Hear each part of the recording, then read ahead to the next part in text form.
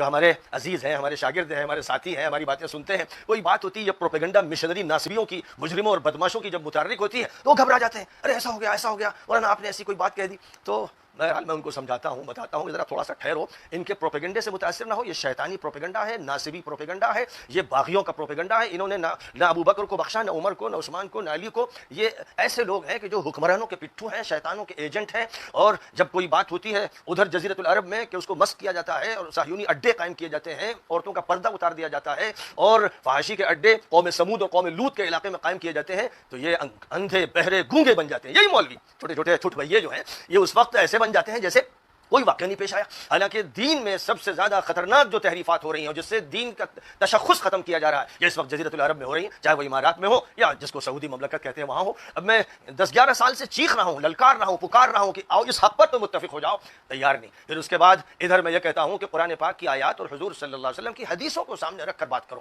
نیچے مت اتر کر کوئی بات کرو. تو حضور کی حدیثیں قبول کرنے کے لیے تیار نہیں. اس میں جو ایترے پیترے کرتے ہیں اور کتراتے ہیں اس کا تماشا آدمی دیکھتا رہ جاتا ہے، اور اس کے بعد ایسی ایسی باتیں کرتے ہیں کہ عقل تعجب کرتی رہ جائے اور انسان ماتم کرتا رہ جائے. یہ صورتحال نبی پاک علیہ الصلوۃ والسلام کی حدیثوں کے ساتھ. اب اس کے بعد میری گفتگو میں اس کا ذکر آیا کہ حضرت ابو ہریرہ رضی اللہ تعالیٰ عنہ کی ایک حدیث ہے جس سے اس دور کی صورتحال کو سمجھا جا سکتا ہے. اور وہ کیا فرماتے ہیں؟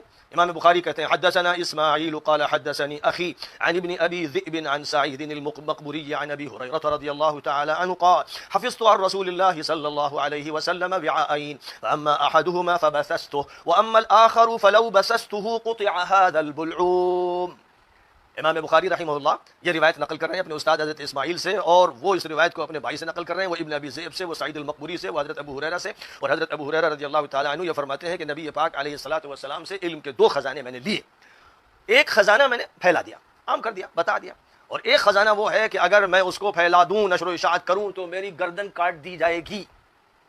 اب اس کے بعد ایک بالکل کھلی ہوئی بات ہے کہ اس خزانے کو انہوں نے نہیں بتایا، یعنی اپنی جان کے خطرے کی وجہ سے انہوں نے یہ عمل کیا، رخصت پر عمل کیا، اور اللہ تعالیٰ کی طرف سے رخصت کی ایسے موقعوں پر اجازت دے دی گئی ہے کہ اگر جان کو خطرہ ہے. حضرت عمار ابن یاسر کی زبان سے ایک کلمہ نکل گیا تھا تو قرآن پاک میں اس وقت وضاحت کر دی گئی کہ اگر جبر و اکراہ ہے کسی کی زبان سے خلاف اسلام نکلوا لیا جائے تو اللہ اس کا مواخذہ نہیں فرمائے گا. تو جو دور تھا جناب معاویہ کا جو دور تھا، اس دور میں کیونکہ ملکن عدوس تھا، یہ نبی کا فرمانا ہے، یہ ہمارا اور آپ کا نہیں کہنا ہے. جب نبی پاک علیہ الصلوۃ والسلام اس بات کو بیان کر رہے ہیں اور ابو ہریرہ جانتے ہیں کہ نبی پاک علیہ السلام کا یہ ارشاد ہے، اور انہیں معلوم ہے کہ اگر میں بتا دوں گا نام لے کر تو یہ قاتل مجھے مار دیں گے، جیسے کتنوں کو مارا، بدری صحابہ کو قتل کر دیا، حدیبی صحابہ کو قتل کر دیا، حضرت ابو بکر صدیق کے بیٹے محمد ابن ابو بکر کو قتل کیا اور اس کے بعد گدھے کی کھال میں ان کا جسم ڈالا اور آگ لگا دی. جب حضرت عائشہ صدیقہ رضی اللہ تعالیٰ عنہ کو معلوم ہوا کہ میرے بھائی کے ساتھ یہ کیا ہے تو امام ذہبی اور دیگر محدثین یہ کہتے ہیں کہ حضرت عائشہ صدیقہ اپنی نمازوں میں معاویہ اور عمرو بن العاص کا نام لے کر قنوت نازلہ پڑھتی تھیں، بد دعا کرتی تھی.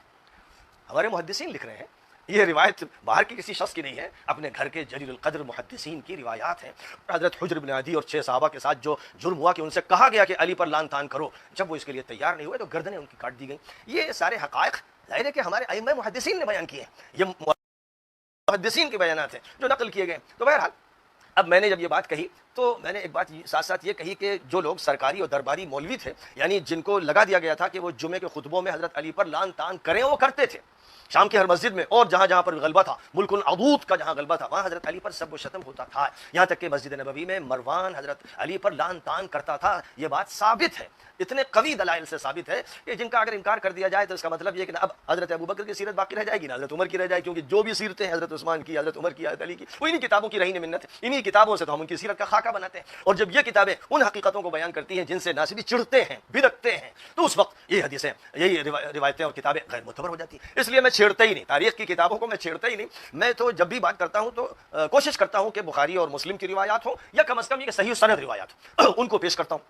تو اب میں جب ان کو پیش کرتا ہوں، ہو سکتا ہے کہ آپ کو غلط فہمی ہوئی ہو کہ بھائی میں نے حضرت ابو ہریرہ کو سرکاری مولوی کہہ دیا. ہرگز نہیں، بالکل غلط ہے، یہ جھوٹ ہے، فریب ہے، دھوکہ ہے.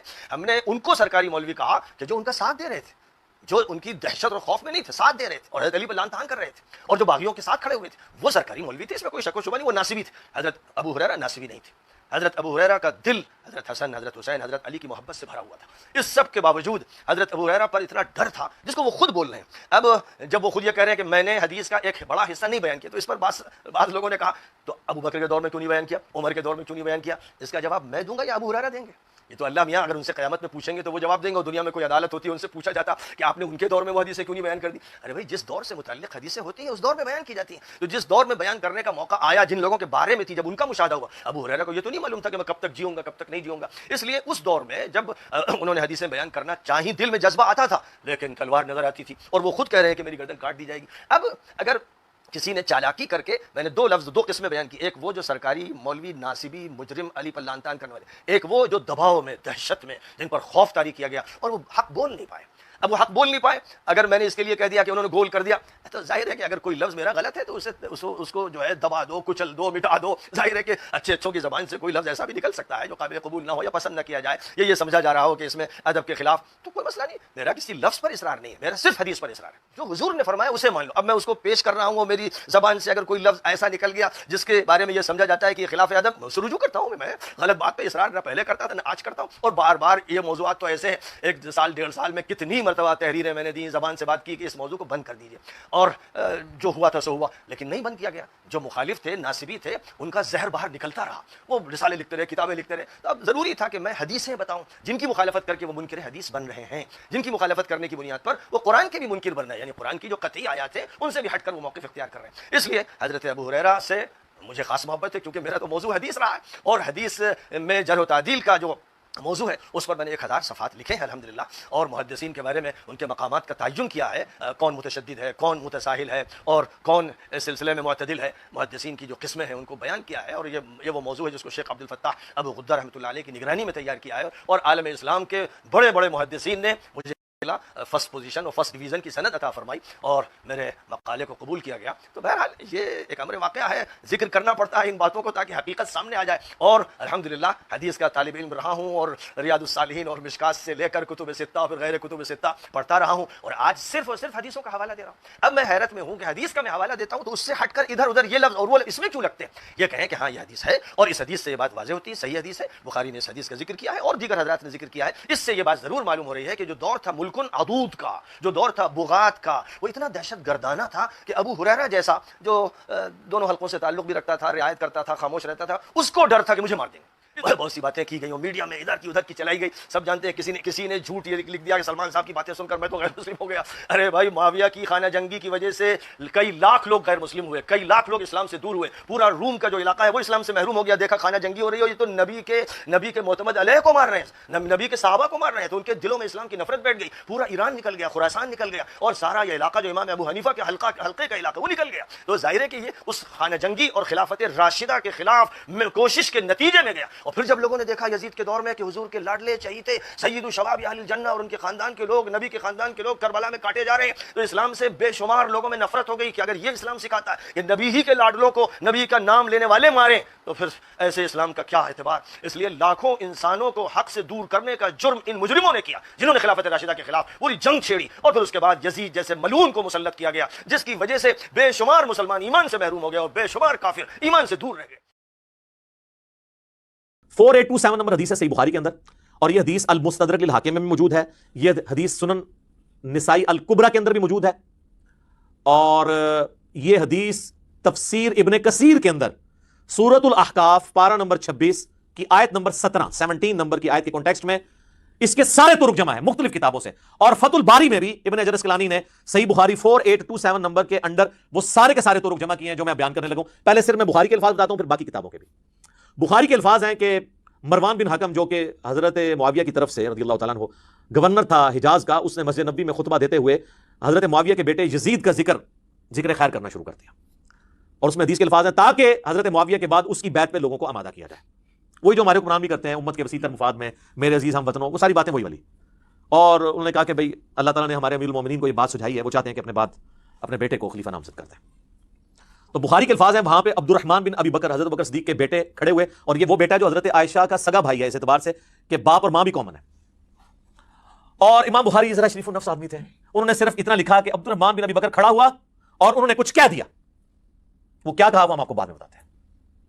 آگے بخاری کے الفاظ چلتے ہیں کہ مروان بن حکم نے کہا پکڑو اس کو، تو پتہ چل گیا کوئی چوبے والی بات کی، تو حضرت عبد الرحمن بن ابی بکر جو ہے وہ چونکہ مسجد نبوی میں بیٹھے ہوئے تھے، فوراً سے حجرہ عائشہ میں داخل ہو گئے اپنی بہن کے پاس۔ تو اب ظاہر ہے کہ سیدہ عائشہ کی تو کوئی تو اس طریقے سے نہیں کر سکتا تھا، تو اس کا غصہ نہیں ٹھنڈا ہوا. مروان بن حکم نے باہر سے ہی کہا کہ ابو بکر کے بیٹے, وہ تیرے بارے میں قرآن میں آیت نازل ہوئی ہے سورہ الاحقاف کی آیت نمبر 17, کہ یہ کہتا ہے کہ میرے ماں باپ مجھے کہتے ہیں کہ مرنے کے بعد زندہ کیا جائے گا, اللہ کے حضور پیش ہونا ہے. تو یہ تو اگلے لوگوں کی سٹوریاں ہیں. ابو بکر کے بیٹے تو ہی ہے, یہ تو ہی وہ کافر ہے جس کے بارے میں آیت نازل ہوئی, نعوذ باللہ.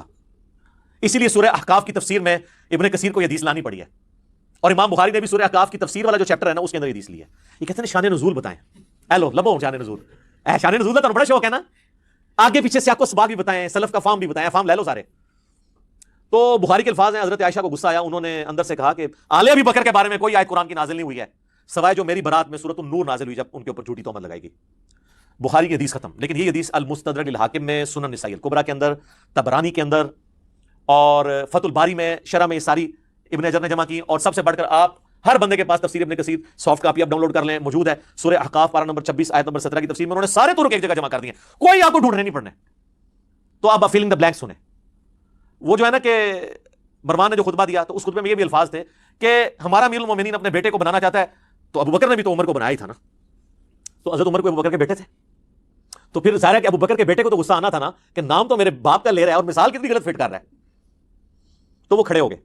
امام بخاری نے کہا کچھ کہا, باقی کتابوں میں پھر ان حدیث کی کتابوں میں آتا ہے, حاکم میں, سنن نسائی الکبریٰ میں, کہ انہوں نے کھڑے ہو کر کہا کہ سیدھا سیدھا کہا کہ تیرا امیر المومنین کیسر و کسرا, رومنز اور پرشین امپائر کے جو بادشاہ اور شہنشاہ تھے نا, وہ ملوکیت ان کے طریقے پہ چلنا چاہتا ہے, ابو بکر عمر کے طریقے پہ نہیں. ورنہ ابو بکر کا طریقہ یہی والا تھا تو پھر عبد الرحمن بن ابی بکر بیٹھا ہوتا نا خلافت کے اوپر, اور حضرت عمر کا طریقہ ہوتا تو عبداللہ بن عمر بیٹھا ہوتا رضی اللہ عنہم اجمعین وعلیہم السلام اجمعین. تو اس پہ ان کا پکڑو اس کو. اور پھر آگے آتا ہے کہ حضرت عائشہ نے حجرے سے کہا اس کو خاموش ہو جا, اور وہ جو بخاری کے الفاظ ہیں کہ جی آل ابی بکر کے بارے میں سورہ نور کی آیات نازل ہوئی ہیں. آگے ان کتابوں میں ملتا ہے کہ حضرت پھر عائشہ کا غصہ نہیں ٹھنڈا, انہوں نے کہا ہاں تیرے بارے میں نبی علیہ السلام نے فرمایا تھا جب تو اپنے باپ کی پشت میں تھا کہ حکم پر لعنت, اس کی اولاد پر لعنت, تو اسی حکم کا بیٹا ہے نا مروان بن حکم, تو اسی لعنت کا ٹکڑا ہے اپنے باپ کی, تم باپ بیٹا پہ تو رسول اللہ نے لعنت کی ہوئی ہے. اور ان کو مدینہ بدر کر دیا تھا نبی علیہ السلام نے.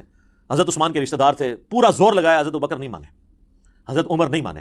پھر جب حضرت عثمان خلیفہ بنے تو انہوں نے حسن سلوک کی وجہ سے ان کو لے آئے, اور پھر یہی باپ بیٹا گاٹے فٹ ہو گئے. حضرت عثمان کی شہادت کا سبب یہی مروان بنا ہے. پھر حتیٰ کہ انہوں نے اپنی بیٹی کا رشتہ بھی کر دیا, اور اس پہ ترا وہ فدق بھی اس کے حوالے کر دیا. دیکھیں نا جی, وہ پھر ایشوز پہ پھر آگے ملٹی پلائی ہوتے ہیں نا. بہرحال آج کی ڈیٹ میں سمجھتا ہوں سیدنا عثمان کی مظلومانہ شہادت ان کی اجتہادی خطاؤں کا کفارہ ہے انشاءاللہ. اللہ کے حضور وہ پاک صاف ہو کے اٹھے ہیں, کیونکہ ان کی نیکیاں ان کی اجتہادی غلطیوں پر بھاری ہیں. یہ اجتہادی غلطیاں میں لفظ استعمال کر رہا ہوں, کسی کو شاید یہ برا لگ رہا ہو کہ جی اجتہادی غلطی کیوں کہہ رہے ہیں, اس لیے کہ اوورآل ان کا جو سٹانس ہے نا وہ ریلیجن کو سپورٹ کرنے والا ہے. اگر وہ نہ ہوتا تو میں اس کو پھر فاش غلطی کا لفظ بول دیتا, لیکن میں نہیں بولتا. تو اس حدیث کے اندر یہ لعنت کے الفاظ, بلکہ مسند ابی یعلا کے اندر اس کو سپورٹیو ایک حدیث ہے کہ حسن و حسین بیٹھے ہوئے تھے علیہم السلام, اور مروان مدینہ کا حاکم خطبہ دے رہا تھا, اور اس نے اس میں کہا کہ اہل بیت تو ہے ہی لعنتی لوگ, نعوذ باللہ. تو حضرت حسین سے بھی صبر ہوتا تھا, انہوں نے کہا ہم تو لعنتی نہیں ہیں, ہماری شان میں تو قرآن میں آیات ہیں, البتہ تو اور تیرے باپ کے اوپر نبی علیہ السلام نے لعنت فرمائی تھی. تو یہ جو روایتیں ہیں نا اس کو سپورٹیو کئی ایک روایتیں ہیں کہ یہ لعنتی لوگ تھے. لعنت عربی میں کہتے ہیں اللہ کی رحمت سے دور لوگ, یا اس کو آپ ہماری زبان میں کہتے ہیں منحوس لوگ, نحست پہ ہی جنہ ہوتے. ٹھیک ہے, یہ آپ کو پتا چل گیا کہ یہ کہتے ہیں نا جی وہ یعنی بڑا مشورہ ہوا, یہ وہ جی اتنے صحابہ نے بیعت کر لی تھی, یہ کس طریقے سے یہ تحفہ مسلط ہوا ہے امت کے اوپر, کہ یہ ٹاپکس ہیں. میں اس کو پھر اب کنکلوژن کی طرف لے کے آتا ہوں. ایک کتاب ہے امام ابن ابی عاصم کی, پہلے 300 سال میں حدیث کی کتاب ہے کتاب الاوائل, جس میں انہوں نے وہ ساری حدیثیں جمع کی ہیں اور روایتیں, جس سے یہ پتہ چلتا ہے کہ دنیا میں پہلے کام کون کون سے ہوئے. مثلا وہ ترمذی کی روایت لے کے آئے ہیں, اس کے اندر اپنی سند سے, امام ترمذی کے تو وہ محتاج نہیں اس کے لیے کیونکہ ان کے زمانے کے ہیں, کہ سب سے پہلے اللہ نے قلم کو پیدا کیا. کتاب الاوائل وہ کتاب جس میں اول جو کام ہوئے ہیں وہ سارے جمع ہوئے. اسی میں حدیث لے کے آیا کہ سب سے پہلے بیٹھ کے خطبہ دیا حضرت معاویہ رضی اللہ تعالیٰ عنہ نے. اچھا, اسی میں لے کے آئے کہ نبی علیہ السلام نے فرمایا میری امت کا پہلا شخص جو میری سنت کو بدل دے گا وہ بنو امیہ سے ہوگا. اب شیخ زبیر صاحب نے اپنی زندگی میں پورا زور لگایا کہ وہ اس حدیث کو فٹ کریں یزید بن معاویہ پہ, لیکن میں ان کے ساتھ ایگری نہیں کرتا تھا اس حوالے سے.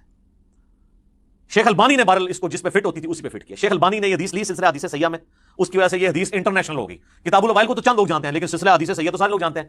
اس میں یہ حدیث شیخ البانی لے کے آئے, تو اس کے اندر پھر انہوں نے کمنٹس کیے کہ اس شخص سے مراد وہ شخص ہو سکتا ہے جس نے خلافت کے انتخاب کے طریقے کو بدل دیا اور اسے ملوکیت بنا دیا. تو وہ کون ہوا پھر؟ حضرت معاویہ رضی اللہ تعالیٰ عنہ. نام نہیں لکھا, لیکن انہوں نے اشارہ چھوڑ دیا کہ کس نے سنت کا طریقہ بدلا. اچھا, انہی چیزوں کو سپورٹی پھر کئی ایک حدیثیں ہیں. صحیح بخاری میں حدیث ہے, سیدنا ابو ہریرہ کہتے ہیں کہ میں نے نبی صلی اللہ علیہ وآلہ وسلم سے 2 پیالے لیے, ایک تو میں نے تمہیں ظاہر کر دیا یعنی شریعت کا علم, دوسرا اگر میں تمہارے سامنے ذکر کروں تو میری شرح کاٹ دی جائے. وہ صوفیاء کہتے ہیں وہ علم لدنی تھا. تو حضرت ابو ہریرہ تو کسی سلسلے میں نہیں آتے, کوئی بات وہ کریں کوئی فٹ بھی بیٹھتی ہو, پھر آپ کے تو تصوف کے سلسلے وہاں سے جانے چاہیے. وہ حضرت ابو ہریرہ نے خود بتا دیا کہ وہ کون سی چیزیں تھیں. ان کا تعلق دین کے افعال کے ساتھ نہیں تھا بلکہ شخصیات کے ساتھ تھا. جس طرح حذیفہ ابن یمان کو نبی صلی اللہ علیہ وآلہ وسلم نے صحیح بخاری میں آتا ہے کہ منافقین کے نام بتائے تھے. کن منافقین کے؟ جو صحیح مسلم میں آتا ہے کہ جنہوں نے نبی علیہ السلام کے اوپر قاتلانہ حملہ کیا تھا غزوہ تبوک سے واپسی پہ، جن کے بارے میں مسلم کی اسی حدیث 7035 میں کہ میرے صحابہ میں 12 منافقین ہیں، ان میں 8 ایسے ہیں کہ وہ پشت کے اوپر ایک دوبیلا پھوڑا نکلے گا اور اس سے ان کی موت ہوگی. جو میں نے نہیں آپ کو بتانا کہ کس کس کی موت دوبیلا پھوڑے سے ہوئی ہے، یہ اپنے علماء سے پوچھ کے چلیں. ٹھیک ہے. تو اس بخاری کے حدیث میں آتا ہے کہ حضرت ابو ہریرہ کہتے ہیں دوسرا میں زہر کر دوں تو میری گردن کاٹ دو. اب اس کی ایکسپلینیشن صحیح بخاری کے اندر ہی موجود ہے. تابعی کہتے ہیں سعید بن عمر، وہ کہتے ہیں میں مسجد نبوی میں بیٹھا ہوا تھا اور حضرت ابو ہریرہ رضی اللہ تعالیٰ عنہ اور مروان بن حکم یہ دونوں مسجد نبوی میں موجود تھے، کیونکہ مروان بن حکم گورنر تھا اور جب کبھی وہ جاتا تھا تو حضرت ابو ہریرہ کو اپنی جگہ گورنر مقرر کر کے جاتا تھا. لیکن یہ نہیں ہے کہ حضرت ابو ہریرہ ان کے کوئی اعلی کار بنے تھے، وہ سچائی کرتے تھے. میرا پچھلے دنوں ایک کلپ ریکارڈ ہوا ہے انس بن مالک شیعہ، آپ دیکھ لیں، اس میں نے انس بن مالک اور ابو ہریرہ کا دفاع کیا. تو وہ کہتا ہے کہ جی میں بیٹھا ہوا تھا، مروان بن حکم، حضرت ابو ہریرہ بھی. تو حضرت ابو ہریرہ نے کہا مجھے صادق اور مصدوق نے یہ فرمایا تھا، سچے نے اور جس کی تصدیق کی گئی، کہ میری امت کی ہلاکت خاندان قریش کے نوجوان لڑکوں کے ہاتھ میں ہوگی.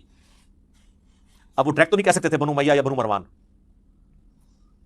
وہ تو مسند ابی یعلا کے اندر موجود ہے حدیث. حضرت ابو ہریرہ روایت کر رہے ہیں کہ نبی علیہ السلام نے اپنی وفات سے چند دن پہلے خواب دیکھا کہ بنو حکم کے جو بندر ہیں وہ میرے ممبر کے اوپر کود رہے ہیں، اور پھر وفات تک حضور کو مسکراتے ہوئے نہیں دیکھا گیا. یعنی آپ اتنے دکھی ہوئے، آپ کو بتا دیا گیا تھا کہ آپ کے ممبر پہ ہی مسلط ہو جائیں گے. تو حضرت ابو ہریرہ کہتے ہیں کہ یہ بنو جو قریش ہیں ان کے ہاتھوں اس امت کی تباہی ہونے والی ہے. یہ سن کر مروان کہنے لگا ان چھوکروں پر اللہ کی لعنت ہو، حالانکہ وہ خود بھی تھا اس میں شامل نا.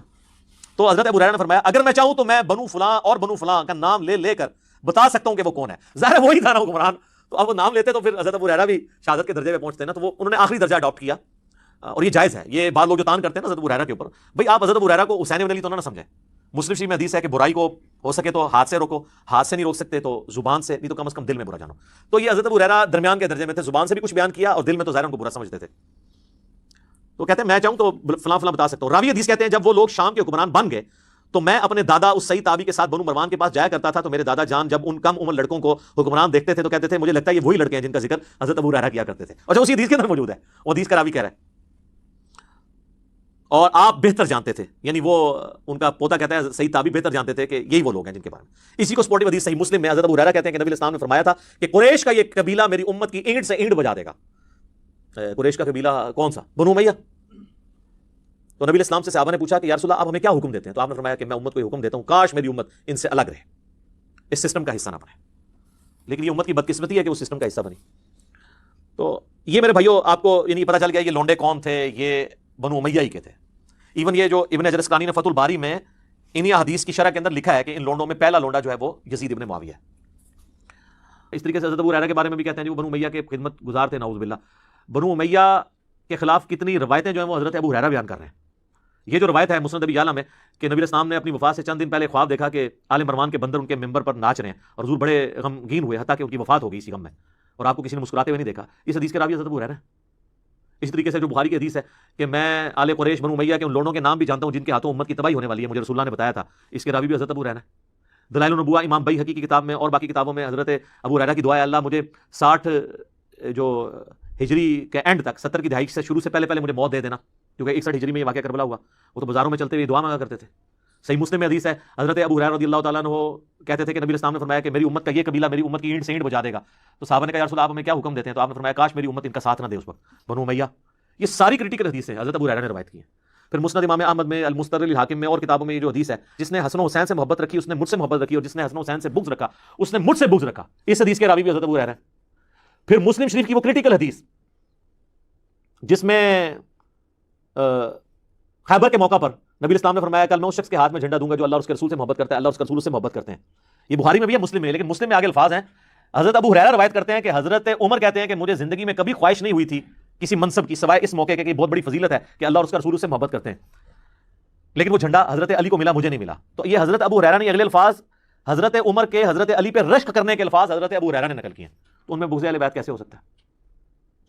جب تکبیرات کی سنت چھوڑ دی تو بخاری مسلم میں آتا ہے بنو امیہ کو حضرت ابو ہریرہ نماز پڑھ کے بتایا کرتے تھے اور ہر اٹھک بیٹھک پہ اللہ اکبر کہتے تھے سوائے رکوع سے اٹھتے وقت سمع اللہ لمن حمیدہ، اور 4 رکعتوں میں 22 دفعہ اللہ اکبر کہہ کے اسلام پھیرنے کے بعد انہوں نے کہا کہ اللہ کی قسم میں تم سب سے زیادہ رسول اللہ کی نماز سے واقف ہوں. حضور اپنی وفات تک اسی طریقے سے نماز پڑھتے تھے کیونکہ بنو امیہ کے لوگ پہلی تکبیر صرف اونچی کہتے تھے، باقی وہ ایکشن سے ٹرانسفر کرتے تھے امام کے. یہ تو پھر یعنی مولا علی نے بنو امیہ کی جو بدعت تھی اس کو ختم کروایا. بخاری مسلم دونوں میں آتا ہے کہ عمران بن حسین صحابی جن کے بارے میں مسلم میں آتا ہے کہ فرشتے ان کے ساتھ مسافہ کرتے تھے، پھر وہ کہتے ہیں میں نے داغ لگوایا تو مسافہ کرنا انہوں نے ختم کر دیا. پھر ان کو فرشتے سلام کیا کرتے تھے, مسافے کے نہیں سلام کے الفاظ ہیں. تو پھر انہوں نے توبہ کی کہ میں اب داغ نہیں لگواؤں گا, تو پھر دوبارہ سے فرشتوں کا سلام ان کو آتا تھا. وہ صحابی کے ساتھ ایک تابعی نماز پڑھتا ہے, جب جنگ جمل کے بعد کوفہ جو ہے اور بصرہ کو خالی کروایا مولا علی نے, تو انہوں نے مولا علی کے پیچھے نماز پڑھی. تو وہ صحابی اسلام پھیرتے ہی نا اس تابعی کے نا زانوں پہ یوں ہاتھ مار کے کہتے ہیں کہ آج مجھے علی نے وہ نماز پڑھائی ہے جو رسول اللہ کے پیچھے ہم پڑھا کرتے تھے. رسول اللہ صلی اللہ علیہ وآلہ وسلم ہر اٹھک بیٹھک پہ اللہ اکبر کہتے تھے اور رکوع سے اٹھتے وقت سمیع اللہ لمن حمدہ. یعنی حضرت عثمان کے دور میں ہی ان کے گورنروں نے نماز کی حالت بگاڑ دی تھی, کیونکہ جنگ جمل کے بعد اگر حضرت علی کسی نماز کو صحیح کر رہے ہیں تو اس کا مطلب اس سے پہلے خراب ہو چکی ہوئی تھی. تو پھر اس کے بعد معاویہ کا دور آتا ہے, اس میں دوبارہ سے یہ جب نماز خراب ہوتی ہے تو حضرت ابو ہریرہ پھر کہتے ہیں میں تم سب سے زیادہ رسول اللہ کی نماز سے واقف ہوں. تو یہ ان کی قربانی ہے. پھر مسلم شریف میں حدیث ہے کہ مروان بن حکم جو مدینے کا گورنر ہوتا ہے وہ کسی کام سے جاتا ہے تو پیچھے حضرت ابو ہریرہ کو گورنر بنا کے جاتا ہے. تو آتے ہی جناب وہ درباری شکایت لگاتے ہیں کہ ابو ہریرہ نے تو ہمیں نماز میں وہ صورتیں پڑھائی ہیں جمعے کی نماز میں جو علی بن ابی طالب کوفہ میں پڑھا کرتے تھے. یہ شکایتیں ہو رہی ہیں سر. تو مروان نے بلا کے ابو ہریرہ سے کہا کہ یہ تم نے یہ صحیح بات سنی؟ انہوں نے کہا میں یہ علی کی سنت نہیں, یہ رسول اللہ کی سنت ہے. علی جو کچھ کرتے تھے وہ رسول اللہ کی سنت پہ عمل کرتے تھے, تو تم یہ میری شکایت بنائی جا رہی ہے. یہ مسلم شریف ہے, مولانا شریف نہیں, مسلم شریف. ہم نے جو لوگوں کا دماغ کھولا ہے, اگر آپ بخاری مسلم پڑھیں نا آپ پہ نئی راہیں, وہ کہتے ہیں نا وہ معرفت کی باتیں کھلتی ہیں ان کی, تو یعنی جعلی معرفت ہے نا. آپ کو واقعی ریئلٹی پتہ چلتی ہے, ایک ایک چیز آپ کو سمیل ہوگی کہ یار یہ یوں کیوں ہے, یہ ایسے کیوں نہیں, یہ ایسے کیوں ہے. تو آپ کو وہ چینز جوڑنی شروع ہو جائیں گی اور آپ کو پتہ چلے گا کہ بنو امیہ نے جو دین کا حلیہ بگاڑا تھا اس کی وجہ سے اوائل اسلام کے اندر کتنی مشقتیں صحابہ کرام کو اٹھانی پڑی. تو حضرت ابو ہریرہ ہوں, انس بن مالک ہوں, باقی صحاب ہوں, یہ ماشاءاللہ تعالی شیعہ علی میں سے تھے. شیعہ یعنی پولیٹیکل ٹرم میں علی کی پارٹی کے لوگ. تو ان کے اوپر یہ بغض اہل بیت کا الزام لگانا کسی بنیاد کے اوپر لگانا چاہیے. خام خواہ آپ نے چند ایک باتوں کے اوپر کوئی بات کرنی شروع کر دی ہے تو پھر تو اولادہ بات ہے, اس کا تو کوئی حل نہیں ہے. حکمرانوں کی اطاعت والا معاملہ تو ہوتا تھا, لیکن جہاں جہاں وہ کوئی غلط چیز دیکھتے تھے وہ ہائی لائٹ کرتے تھے. آپ میرے کربلا والے ریسرچ پیپر میں کئی ایک اصحاب کے اس طرح کے واقعات پڑھیں گے کہ وہ چیزیں ہائی لائٹ کر دیا کرتے تھے. اب یہ ایک پورا ٹاپک ہے, مطلب اس پہ میں اب گھنٹوں بول سکتا ہوں کہ مولا علی نے کس طریقے سے ان بدعات کو ان کی ریمیڈی کی اور دوبارہ سے اپنے دور خلافت کے اندر جو ہے وہ سنت نبوی کو زندہ کیا. ایک پورا ٹاپک ہے, اور میں یعنی اس سے پہلے کہ سب لوگوں کو ایک تشویش ہو جائے کہ وہ کیا چیزیں ہیں, تو یہ میرا ایک ریسرچ پیپر ہے جی, واقعہ کربلا کا حقیقی پس منظر 72 صحیح الاسناد احادیث کی روشنی میں. یہ 72 کا ٹائٹل جو ہے وہ شہدائے کربلا کی نسبت سے, ورنہ اس میں احادیث 200 سے زیادہ ہیں. اکثر بخاری و مسلم سے ہیں. یہ عربی میں بھی ہے, اردو میں بھی ہے, ہندی میں بھی ہے, انگلش میں بھی ہے. اور اس میں نے خلفائے راشدین حقیقی کون ہے اس ٹاپک کو کور کیا. اس کے بعد پھر شہادت عثمان کے اصلی اسباب کیا تھے. ایک تو جعلی اسباب ہیں, عبداللہ ابن سبا کے کھاتے ڈالے ہوئے ہیں, میں نے حقیقت بات بتائی. پھر جنگ جمل صفین نہروان ڈسکس ہوئی, پھر صلح حسن ڈسکس ہوئی, پھر حضرت معاویہ رضی اللہ تعالیٰ عنہ کا دور ملوکیت اور اس میں کیا کچھ خلاف سنت باتیں ہوئی وہ میں نے ڈسکس کی ہیں. اور اس کے بعد یزید کی ولی عہدی اور الٹیمیٹلی سیدنا حسین بن علی رضی اللہ تعالیٰ عنہما وعلیہم السلام کی مظلومانہ شہادت, یہ سارے ٹاپکس میں نے کور کیے ہیں. آپ اس کی سافٹ کاپی مفت ڈاؤن لوڈ کریں ہماری ویب سائٹ ahlsunnatpak.com سے. اگر ہارڈ کاپی منگوانی ہے تو کل یہ 12 کا پیکج ہے, 9 ریسرچ پیپر ہے انکلوڈنگ اس کے, اور 3 اذکار کارڈ ہیں. ہم آپ کو یہ فری آپ کے گھر بھجوائیں گے, صرف آپ نے TCS کا خرچہ دینا ہے 300 روپیز. صبح 9 سے لے کے شام 5 بجے تک ہمارے اکیڈمی کے نمبر پہ آپ رابطہ کر سکتے ہیں. +923215900162 اکیڈمی کا نمبر ہے. پاکستان میں کریں گے تو 032159000162 کال کرنی ہوگی, واٹس ایپ انٹرٹین نہیں ہوتا. تو آپ یہ تمام ریسرچ پیپرز اپنے گھر TCS کروا سکتے ہیں. 300 کا آپ نے ایزی پیسہ یا موبی کیش کے ذریعے آپ پیسے جو ہے جمع کروا سکتے ہیں. تو باقی آپ اب تو PDF کا دور ہے, آپ اس PDF ڈاؤن لوڈ کریں اور اس کو پڑھیں سافٹ کاپی.